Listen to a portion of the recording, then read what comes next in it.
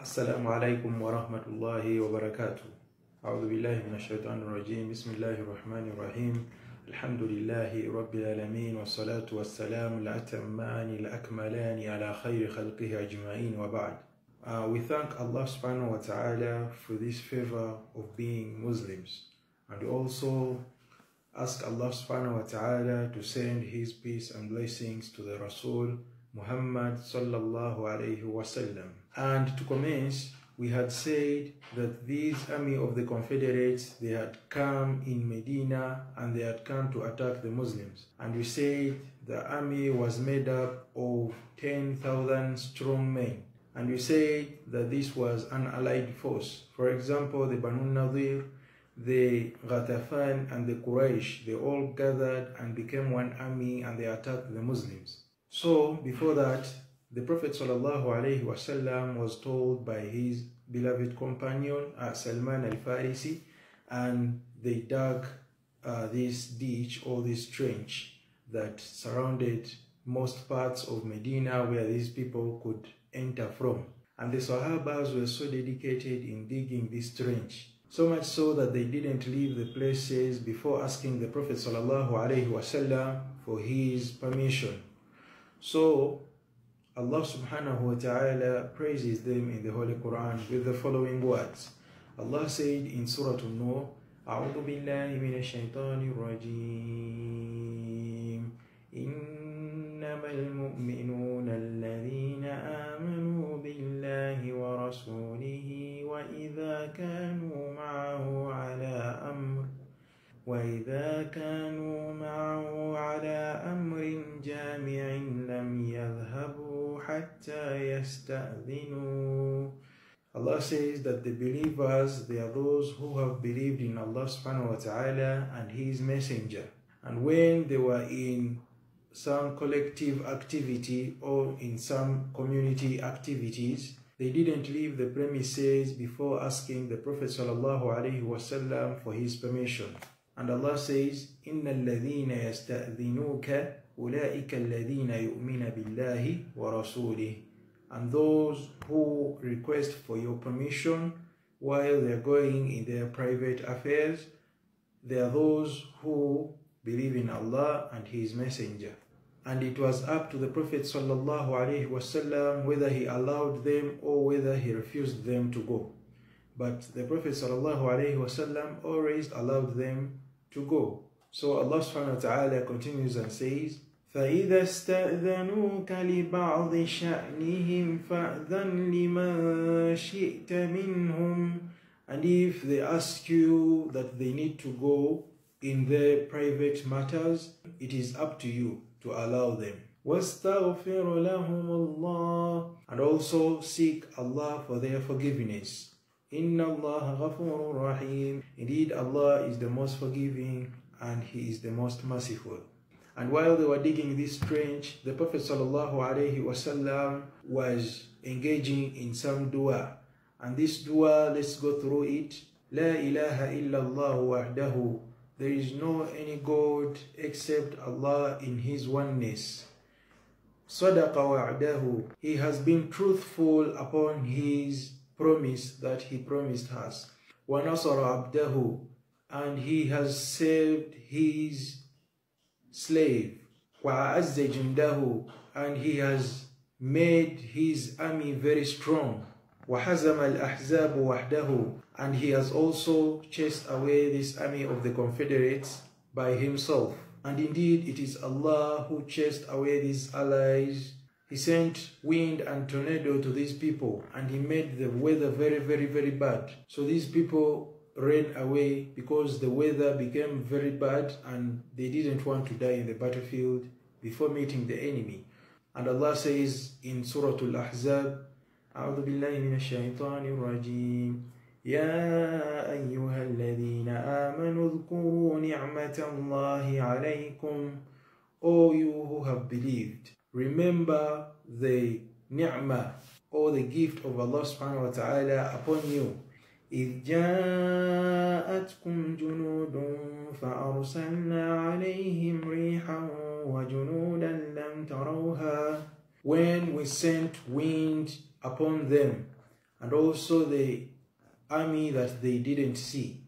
And Junudan lam tarawha, these were the angels. As we had said, Allah subhanahu wa ta'ala sent angels, and angels helped to pursue this enemy, and they actually ran away. And also we had mentioned that when the Prophet sallallahu alaihi wasallam was breaking that boulder that had failed the Sahaba, in this regard, the Prophet ﷺ took a hammer and he hit it so much the first time, and he said that Allahu Akbar, I have been given a Sham. So the Sahabas were astonished, and he hit it the second time, Allahu Akbar, I have been given Persia. And he hit it the third time, he said, Allahu Akbar, I have been given the keys of Yemen. And the hypocrites started laughing, and they started doubting. And they're like, the Prophet ﷺ, he's claiming to have victory over all those areas, but we are here, we are in panic. We are having an enemy who is coming to attack us. How sure are we that we will even win this very battle? But Allah subhanahu wa ta'ala saved the Prophet ﷺ and the Muslims at large, and they won the battle of Khandaq, or the battle of Al-Ahzab. And when the army of the Muslims started fighting with the army of the Ahzab, there were some people from the army of the Confederates who tried to get through the trench, but unfortunately they were killed by the Muslims. For example, Amir ibn Abdiwid, he tried to cross the trench, but he was killed by Ali radiallahu anhu. So the Quraysh started demanding for this dead body, and they were like, let's pay some money in order to retrieve that dead body. And the Prophet ﷺ dismissed that. He said that this body is filthy, we can't really accept any money in order for you to retrieve it. And he said that just give them their dead body, we don't need anything from them.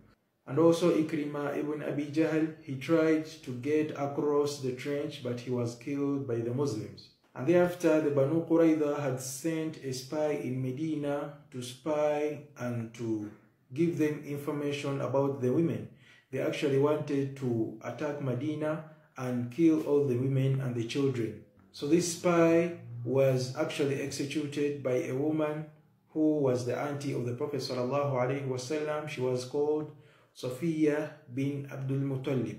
This man was spying, and in this he was willing to take this information to the non-Muslims so that they attack Medina. So Safiya ibn Abdul Muttalib hit him with a lock, and this man died.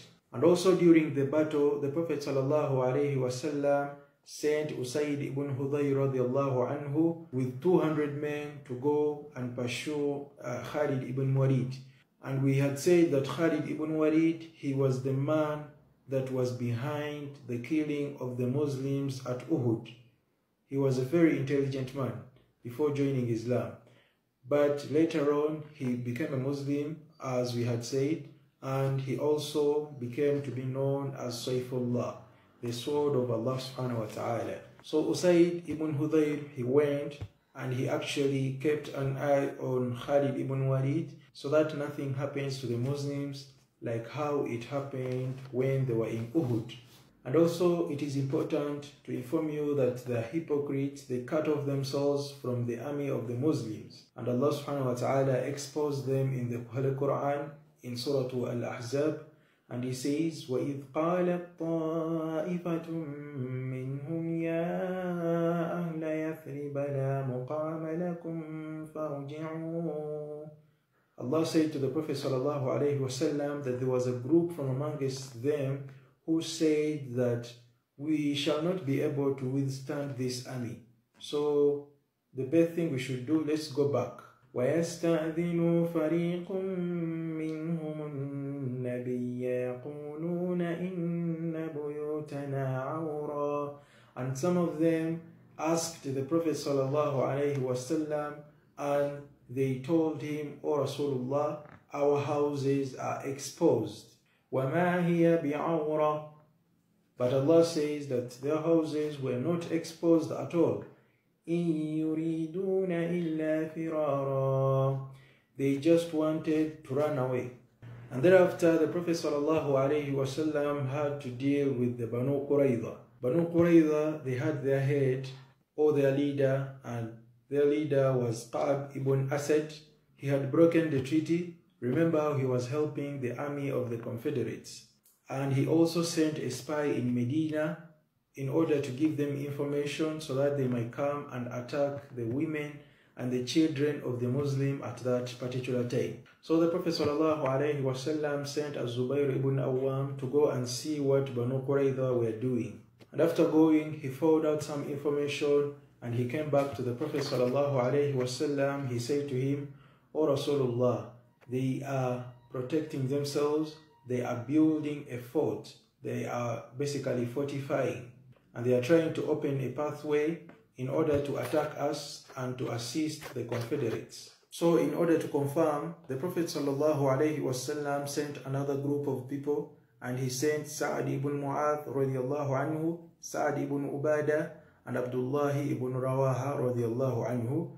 He sent them with some other groups of people to confirm the news that Az-Zubayr ibn Awwam had come with.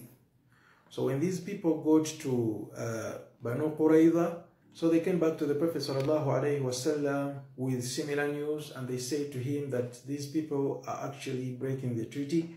They are assisting our allies, and the Prophet ﷺ in this regards, he sent two armies. The first army was led by Salma ibn Aslama radiallahu anhu, and he sent him with 200 men.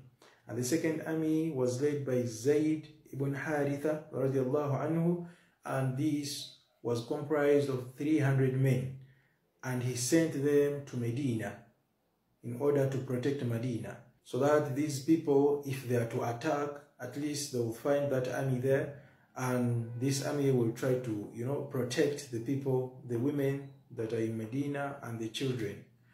So later on, the Prophet ﷺ also sent Nu'aym ibn Mas'ud al-Ghatafan to these people in order to confuse them. This Sahaba, Nu'aym ibn Mas'ud al-Ghatafan, was from Ghatafan, and he had become a Muslim. So the Prophet ﷺ sent him to this army of the Confederates, and they didn't realize that he had become a Muslim. So he came in and caused some sort of chaos between the armies, and he caused chaos between the Quraysh, the Banu Nadir, and the Ghatafan. And he said to them that, you know what, this group does not trust you.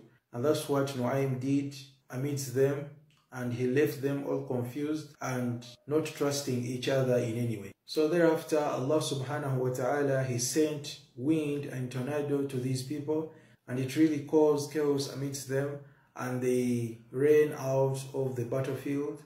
They actually went back to their land. And thereafter, the Prophet ﷺ came back to Medina, and as he was removing the armor, Jibril alayhi salam came to him, and he said to him, "O Rasulullah, the angels have not yet declared this war over." So the Prophet ﷺ, something clicked, and he understood that he had not yet dealt with the Banu Qurayza. So the Prophet ﷺ put back his armor on, and he got up, he addressed his Sahabas, and he said to them that لا يصلين أحدكم العصر إلا في بني قريظة. No one from amongst you who should pray Asr unless when he has reached Banu Qurayza, or in the territory of the Banu Qurayza. So the companions started rushing. Some of them started using their horses, their camels, and some of them started running towards Banu Qurayza, and they were actually going to attack. And this was because the Banu Qurayza had broken the treaty that they had with the Muslims. Remember, we had said that any clan that would help the Quraysh fight the Muslims, they would be the enemy of the Muslims, and the Muslims were to fight them. So this is what the Prophet ﷺ was fulfilling. So as the Sahabas were going, the time of Asr was about to get done, and some of them were confused of whether to proceed and follow the instruction of the Prophet ﷺ, or to first pray on the way and then continue towards Banu Qurayza. So some of them said that, you know what, the time of Asr is really due and we really have to pray before we get to Banu Qurayza. The Prophet only meant that we should hurry and get to Banu Qurayza. And the other group also said that no, the Prophet meant that we first get to Banu Qurayza, then we pray. And there was a little bit of a difference between the two. And when they came back to the Prophet ﷺ, the Prophet said to them that if you were willing obedience, then both of you were correct. Bima'ana, those people who prayed while on their way, while they were going to Banu Qurayza, and also those people who prayed while they were at Banu Qurayza, they were all correct. And when they got to Banu Qurayza, the Prophet ﷺ surrounded them for 25 nights. And they started fearing, they started questioning, and they started pleading with the Prophet ﷺ, and they asked him that please send us away like you sent Banu Qaynuqa. And the Prophet ﷺ said no. And they also asked him that, okay, send us away like you sent the Banu Nadir. And the Prophet ﷺ, he refused, because these people were actually criminals of the highest order. What happened is that the Banu Qaynuqa and Banu Nadir, they were left to go. But instead of being in peace where they were not contented until when they formed that group and they came to destroy the Muslims. So this is why the Prophet ﷺ said no. So the Prophet ﷺ, he sent Abu Lubaba ibn Abdul Mundhir to them, because this man had had a link with them. He had also had a family with them.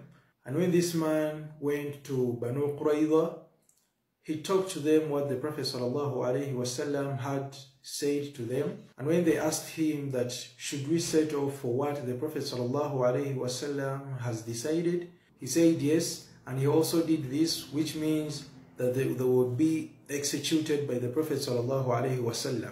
And he passed over some information to them that was not commanded by the Prophet ﷺ.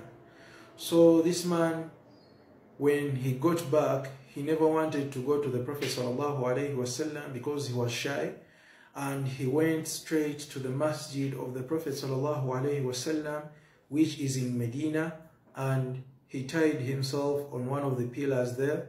And at that time, it was not really a pillar, it was a tree or a wood that was in the masjid. He tied himself there, and he said to himself that I am not going to leave this place until I am forgiven. So he was there until when the Prophet ﷺ asked what happened to him, and we are going to see what happened to him in a few moments. So Banu Qurayza, they thought of another man, Abdullah ibn Ubay ibn Salul. But remember this Abdullah ibn Ubay ibn Salul, when Banu Nadir broke the treaty, he came and he holded the Prophet ﷺ in a disrespectful way. So they didn't really want to make him an option. So they say that, you know what, we have our man, Sa'd ibn Mu'adh radiallahu anhu. This was their man, and they needed him to come and intercede on behalf of them. So Sa'd ibn Mu'adh was injured, and at this time he was at the masjid of the Prophet ﷺ.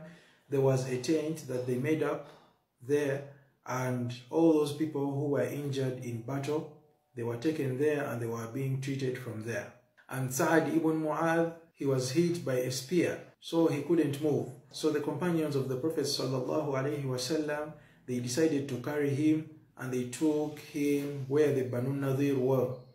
And these Banu Nadir, they said to him that, "Oh Sa'd ibn Mu'adh, please help us. You can see the situation that we are in. Anything that you say, we shall go by it." And he said to them that anything? They said anything. So he told the Prophet ﷺ to execute all of them. And all these people were executed, the Banu Qurayza. And for your information, Sa'd ibn Mu'adh, he was regarded one of the most beloved Sahabas of the Prophet ﷺ. And for your information, Sa'd ibn Mu'adh accepted the message of Islam in the hands of Mus'ab radiallahu anhu. And after the battle of Ahzab, or the battle of Khandaq, Sa'd ibn Mu'adh got ill and he actually died. And in one narration, Allah's throne shook by the death of Sa'd ibn Mu'adh radiallahu anhu. And also in another narration, 70,000 angels came and they carried the janazah of Sa'd ibn Mu'adh radiallahu anhu. And also Sa'd ibn Mu'adh, he was one of the people that were granted paradise as he was still alive. One day the Prophet ﷺ was granted a gift of silk, and as the Sahabas were touching it, they were like, oh, this silk is so soft. The Prophet ﷺ told them that, do you know that the silk that Sa'd ibn Mu'adh will put on in Jannah, it will be more soft than this. So this is when they knew that Sa'd ibn Mu'adh is really going to enter paradise. And the Prophet ﷺ, on Sa'd's death, he said that if anyone was to be spared from the narrowing of the grave, it would have been Sa'd ibn Mu'adh radiallahu anhu. But still himself, he had to face it. So inshallah, let's do good, and inshallah, Allah subhanahu wa ta'ala will be pleased with us, like how he got pleased with these Sahabas of the Prophet sallallahu alaihi wasallam. As for Abu Lubaba, we had said that he went in the masjid of the Prophet sallallahu alaihi wasallam and he tied himself somewhere from the poles that were there at that particular time in the masjid of the Prophet sallallahu alaihi wasallam. So when the Prophet sallallahu alaihi wasallam heard about this, he said to his companions that, well, if Abu Lubaba had come to me, I would have asked Allah subhanahu wa ta'ala to forgive him. But since he has decided he wants to be forgiven, we shall wait for revelation to come. So Abu Lubaba continued tying himself in the masjid of the Prophet sallallahu alaihi wasallam. And his wife, Salama, she used to come and she used to untie him, and he used to go and pray. And after praying, he would tie himself back again on the pole. And he used to engage in tawbah. He used to ask Allah subhanahu wa ta'ala to forgive him. And soon after 6 days, revelation came to the Prophet sallallahu alaihi wasallam forgiving Abu Lubaba. And what is the revelation? It is in Surah Tawbah. And the verse says, أعوذ بالله من الشيطان الرجيم وآخرون اعترفوا بذنوبهم خلطوا عملا صالحا وآخر سيئا عسى الله أن يتوب عليهم إن الله غفور رحيم. And Allah says that there are those who have confessed their wrongdoings, but they have done some good things. And He says that Allah subhanahu wa ta'ala forgave them. Inna Allah ghafurur rahim. Allah is the most forgiving and He is the most merciful. So Abu Lubaba was forgiven, and the Prophet sallallahu alaihi wasallam, he said to Salama, his wife, the wife of Abu Lubaba, he said to her that Abu Lubaba has been forgiven, so you go and tell him. So Salama said it loud that, oh Abu Lubaba, you have been forgiven by Allah subhanahu wa ta'ala. And Abu Lubaba said that I am not going to untie myself until the messenger himself comes and he tells me that. So the Prophet sallallahu alaihi wasallam came and he assured him that Allah subhanahu wa ta'ala had forgiven him, and this was how Abu Lubaba was forgiven. He untied himself and he continued living his life. And thereafter, the verses of hijab were revealed. After the battle of Ahzab, Allah subhanahu wa ta'ala told us many things. He also taught us how to speak to the opposite gender, the lowering of the gaze, and how we should address the wives of the Prophet sallallahu alaihi wasallam behind a veil. And Allah subhanahu wa ta'ala told us in Surah Al-Ahzab, the 59th verse, أعوذ بالله من الشيطان الرجيم يا أيها النبي قل لأزواجك وبناتك ونساء المؤمنين يدنين عليهن من جلابيبهن. And Allah says, O Prophet, tell your wives, وبناتك, and your daughters, ونساء المؤمنين, plus the believing women, يُدِنِينَ عَلَيْهِنَّ مِنْ جَلَابِيبِهِنَّ, to make their outer garments hang low over them, so as to be recognized and not to be insulted. So this is a rule. It is not a rule of a sheikh or anyone that he imposed on the Muslim ladies. It is a rule from Allah subhanahu wa ta'ala that the Muslim ladies should dress appropriately in their jalabibs. So it is very important, if you're getting out of your house and you are a lady, it is very important that you put on a garment that covers the whole of your body and doesn't show your hips.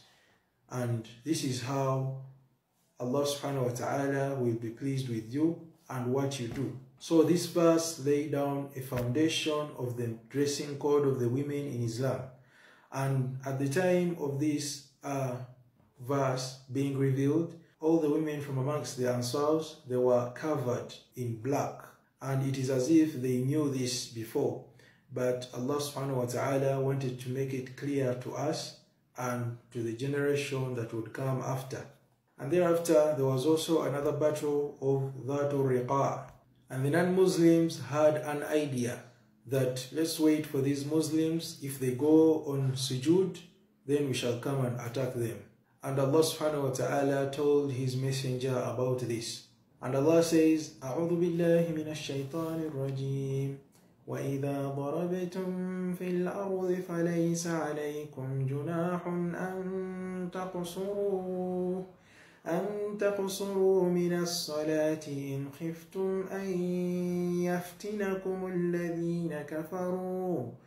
Allah says to the believers that when you believers are traveling in the land, you will not be blamed for shortening your prayers if you fear that the disbelievers may harm you. They are your sworn enemies, Allah says. And Allah says, وَدَّ الَّذِينَ كَفَرُوا لَوْ تَغْفُلُونَ عَنْ أَسْلِحَتِكُمْ وَأَمْتِعَتِكُمْ فَيَمِيلُونَ عَلَيْكُمْ مَيْلَةً وَاحِدًا. And Allah says that the disbelievers thought that while you are oblivious of your items and your armor, they could have wiped you out. But Allah subhanahu wa ta'ala made their plan a failure. They were exposed. Allah subhanahu wa ta'ala told the believers to change the way they were praying at that time. In that situation, you cannot all pray at once if you know that you are in a territory that is not safe.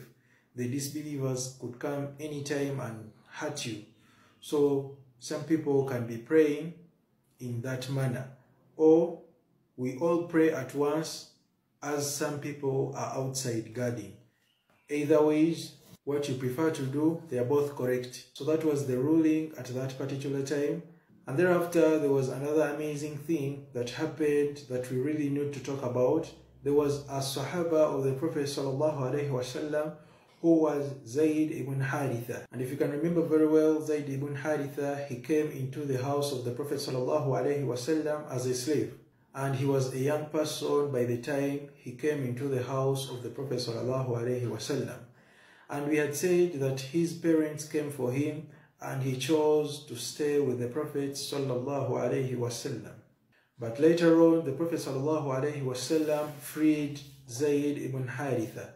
So there was another Sahabiyat who was named Zainab ibn Jahsh radiallahu anha. And this Zainab bint Jahsh radiallahu anha, the Prophet ﷺ told her that, you know what, you're going to marry Zayd bin Haritha. And this Zainab bint Jahsh, she was declining at the very first time because, you know what, she knew Zayd ibn Haritha as a person who was a slave. So she was not really interested in Zayd ibn Haritha. And the Prophet ﷺ told her that it was an instruction. And Allah Ta'ala told us in the Holy Quran, أعوذ بالله من الشيطان الرجيم وما كان لمؤمن ولا مؤمنة إذا قضى الله ورسوله أمرا أن يكون لهم الخيرة من أمرهم. Allah says that it is not fit for a believer to decline what Allah subhanahu wa ta'ala and His Messenger said for their own issues. So when Zainab bint Jahsh had this, she accepted and she says that I believe and I accept to marry Zayd ibn Haritha. And she was actually married by Zayd bin Haritha, but these two didn't go along. Because, you know, when you're marrying someone, it is very important to know what you people like, what connects you. So these people were not connected in any way. So Zayd bin Haritha used to go to the Prophet ﷺ and he used to complain to him about Zainab bint Jahsh. You know, they didn't get along. Just as you know, you cannot love anyone that you find. So when this happened, the Prophet ﷺ told Zayd that, "O Zayd, ittaqillah, fear Allah." And Zayd kept on going to the Prophet ﷺ until when Zayd ibn Haritha divorced Zainab ibn Jahsh. And remember, Zayd ibn Haritha, he was called the son of Muhammad. So Allah subhanahu wa ta'ala wanted to wipe this out because Zayd wasn't really a son of Muhammad sallallahu alayhi wasallam. He was just a companion that was loved so much by the Prophet sallallahu alayhi wasallam. So the people were calling Zayd the son of Muhammad. So when Zayd ibn Harith divorced Zainab bint Jahsh, the Prophet sallallahu alayhi wasallam married her. He actually gave her 400 dirhams as the mahar or as the dowry, and this marriage was conducted from the heavens. So this is how the Prophet sallallahu alaihi wasallam married Zainab bint Jahsh, and the people now knew that Zayd is not a son of the Prophet sallallahu alaihi wasallam, rather he's just a companion who is so much loved by the Prophet sallallahu alaihi wasallam. And from this time onwards, no one dared call Zayd the son of Muhammad. And this is how it was sorted by Allah subhanahu wa ta'ala. And by this, we also derive some rulings to address the issue of adoption. If you are to adopt someone's daughter or someone's son, it is not fit for you to call them your sons or your daughters. It is very important that you address them with the names of their fathers. Do not call these people that you have adopted that they are your sons. Address them by the names of their fathers. And Islam discourages this because you know what? On the day of judgment, Allah subhanahu wa ta'ala is going to call you by the name of your father and not by the names of your mother whatsoever. And Allah says that this is more equitable in the eyes of Allah tabaraka wa ta'ala. So in Islam, lineage is really sacred and we must follow that because it's a rule of Allah subhanahu wa ta'ala. And thereafter, there's some small skirmishes that happened after the battle of Al-Ahzab, and there were many skirmishes that took place. And inshallah, we shall start from there the very next time we shall meet. فقلت ما قلت إن تكن حسنة فمن الله وإن تكن سيئة فمن النفس والشيطان. السلام عليكم ورحمة الله وبركاته.